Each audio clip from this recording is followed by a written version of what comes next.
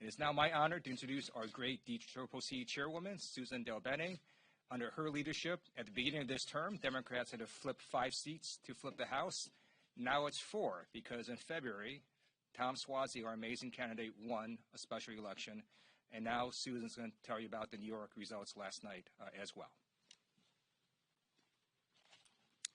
Good morning, everyone. Thanks to Chair Aguilar and Vice Chair Liu.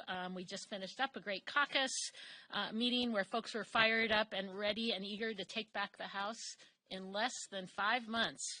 And this week, we're reminded of how high the stakes of this election are.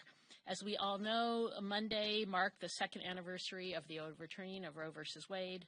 Since that terrible day where American women lost a fundamental constitutional protection, 21 states have either banned abortion or severely restricted it. We've heard countless stories of women denied life-saving medical care because of these extreme state bans. Now more than ever, the public is experiencing the tragic consequences of allowing politicians to dictate what medical care women can and cannot receive. After cheerleading the overturning of Roe 2 years ago, House Republicans refused to stop their attacks on reproductive freedom.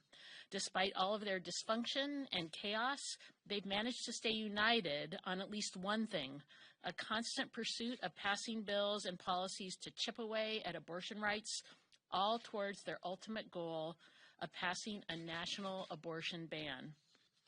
Their unity behind this anti-freedom agenda is a frightening reminder that there are no more moderate Republicans in the House. In fact, in South Carolina, the last 3 GOP women in the state Senate were ousted in primaries for the heresy of standing with Democrats to block a near total abortion ban in that state. They're doing all of this despite the fact that support for abortion rights is increasing across the country, with more than 60% of voters in battleground states supporting legal abortion.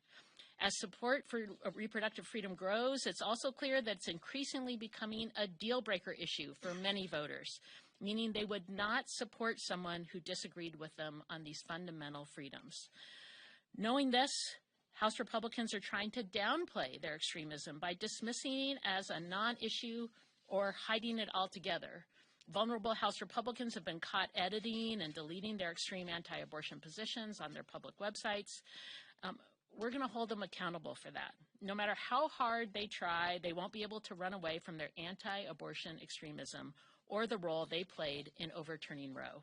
Whether in California or Pennsylvania and in all the purple districts in between, we will make sure that the public is reminded that the loss of reproductive freedom we suffered 2 years ago and the constant attacks against our rights is because of them.